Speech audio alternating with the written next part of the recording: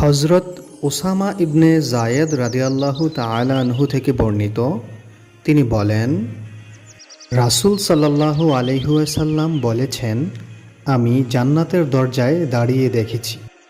জান্নাতে প্রবেশকারীদের অধিকাংশই নিঃস্ব, দরিদ্র, আর সম্পদশালীদের আটকে রাখা হয়েছে, বেহেশতে প্রবেশ করতে দেয়া হচ্ছে না। কিন্তু জাহান্নামীদের ইতিমধ্যেই জাহান্নামে নিয়ে যাওয়ার নির্দেশ দেওয়া হয়েছে। বুখারী ও মুসলিম। হজরত উসামা ইবনে জায়েদ রাদিয়াল্লাহু তাআলা আনহু থেকে বর্ণিত, তিনি বলেন, রাসূল সাল্লাল্লাহু আলাইহি ওয়াসাল্লাম বলেছেন, আমি জান্নাতের দরজায় দাঁড়িয়ে দেখেছি।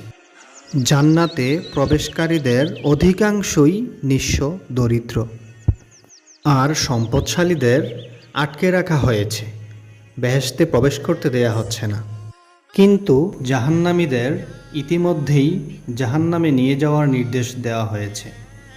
বুখারী ও মুসলিম।